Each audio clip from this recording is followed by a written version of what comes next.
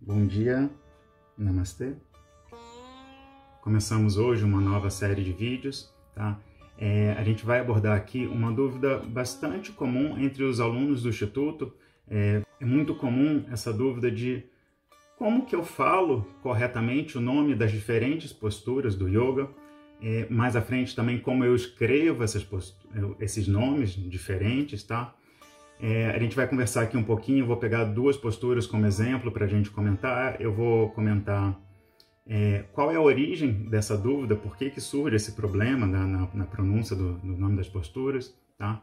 Então, por exemplo, na postura, uma postura normalmente chamada de postura da pinça, depois a gente vai ver que essa tradução não é muito adequada, mas ela é conhecida como postura da pinça. Se você buscar pela internet, você vai encontrar várias formas diferentes de se escrever o nome dessa postura.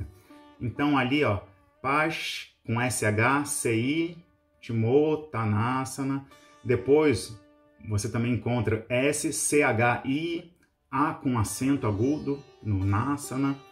E pá, uma coisa estranha, um S com acento agudo, um A com uma barrinha em cima, que não é um acento agudo, é uma barrinha em cima, tá? Outro exemplo, na postura do cachorro, com a face voltada para baixo, Adho Mukha Svanasana, a gente encontra escrito dessas formas, Adho Mukha Svanasana, com S normal, as palavras todas separadas, a gente encontra Adho e Mukha juntos, SH, VA, às vezes com acento agudo também aqui, e Adho Mukha separados, de novo S com acento, e esses A's com a barrinha em cima, tá?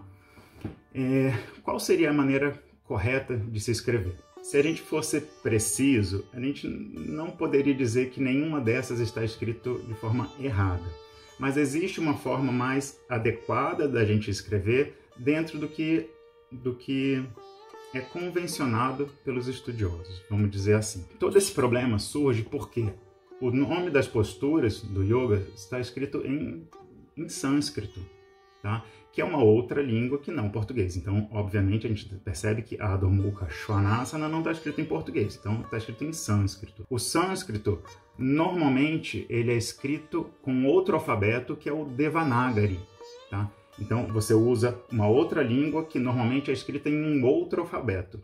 Então, aqui você tem o nome da língua, o nome do alfabeto escrito em português, e na direita aparece agora o nome da língua, do sânscrito, e do alfabeto escrito em sânscrito com o alfabeto Devanagari. Só para a gente ter uma visão de que esse alfabeto é completamente diferente do nosso, não tem nenhuma ligação com o nosso. Inclusive no número de letras, ele tem muito mais consoantes, tem mais vogais do que o nosso alfabeto, tá? Eu não vou aprofundar nesse detalhe nesse vídeo, esse vídeo é só para trazer uma introdução, para ser um vídeo rápido com uma pequena introdução. Nos próximos vídeos, provavelmente no próximo vídeo, eu vou esmiuçar um pouquinho mais essa questão do Devanagari e do sânscrito, e depois a gente vai só navegar pelo nome das posturas, tá?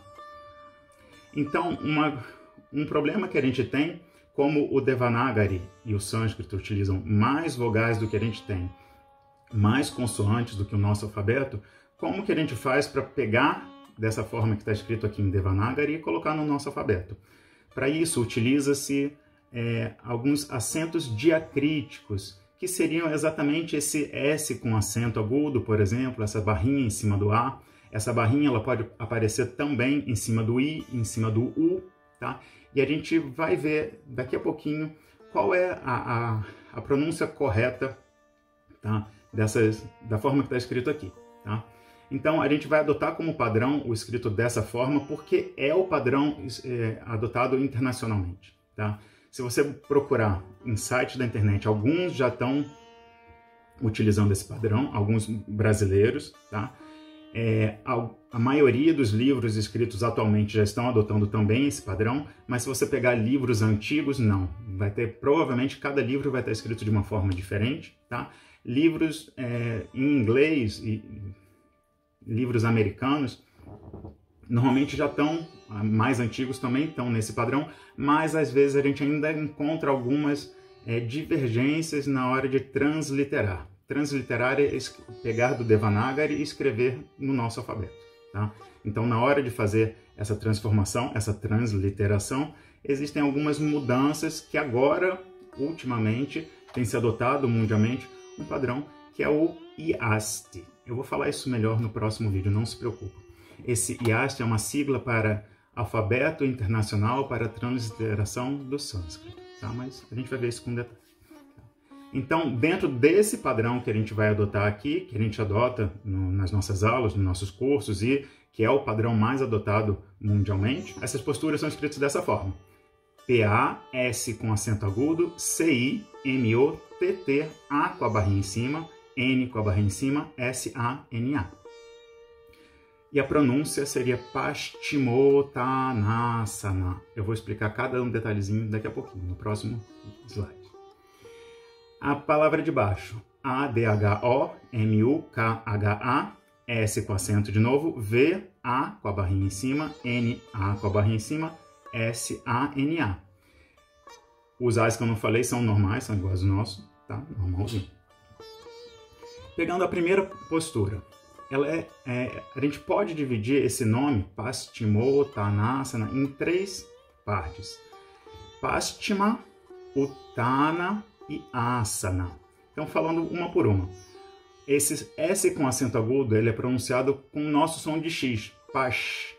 O CI, ele é pronunciado como o nosso TI, minha tia, cartilagem. Esse Ti vai ser o som que a gente vai usar. Se eu fosse usar o TI em sânscrito, seria Ti, cartilagem, minha tia, tá?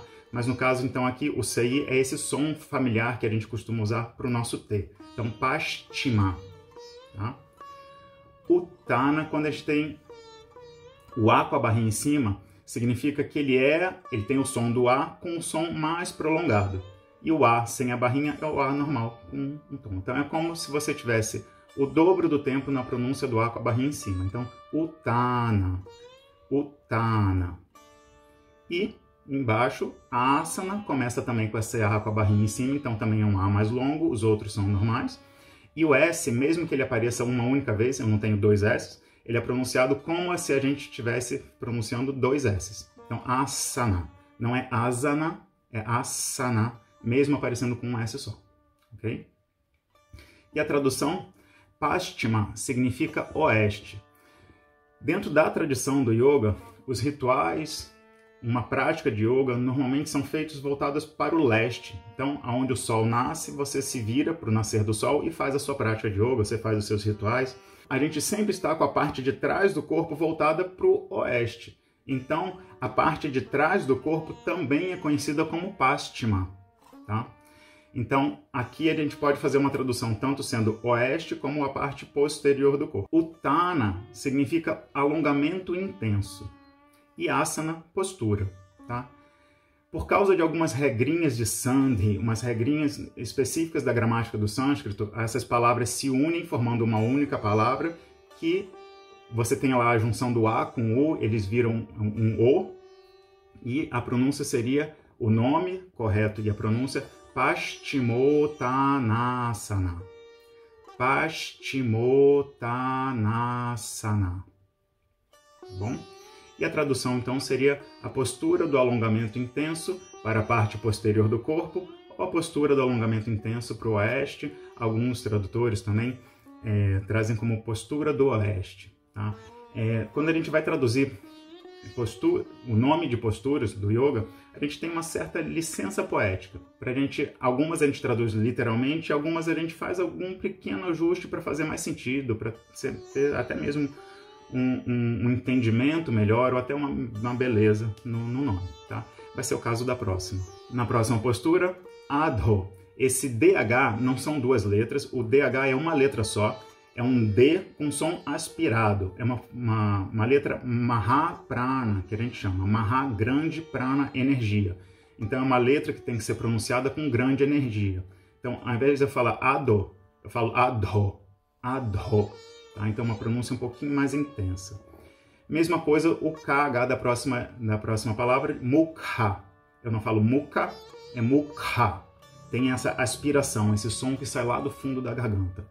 Adho Mukha. O S com acento a gente já viu, tem o som de sh, né? E o V, ele tem som de V, sim, mas quando ele vem depois de algumas consoantes, ele fica com um som meio parecido com o som do U. Ele não fica com o som do U, exato, shu, tá? Ele fica shwana, shwana, tá? Então, a minha professora fala que você tem que pronunciar o som do U, mas a boca do V. Então você não fecha os lábios para falar U, não é shwana, é shwana. A boca fica igual, mas você pronuncia o shwana. Tá? Adho significa para baixo, mukha significa a face ou a boca, tá? E shwana é cachorro. Então, asana, não coloquei aqui, mas Adho Mukha Shvanasana é o nome da postura. Ele é escrito separados, a não ser Shvana e Asana, que você junta as palavras, mas Adho e Mukha são escritos separadamente. Tá? Então, literalmente seria a postura do cachorro com a face voltada para baixo ou com a boca voltada para baixo. Mas, dentro dessa licença poética que eu comentei, a gente costuma chamar a postura do cachorro olhando para baixo. Uma vez que ele está com a face voltada para baixo, quer dizer que ele também está com o olhar para baixo. Né? Então fica um entendimento um pouquinho melhor da simbologia daquela postura.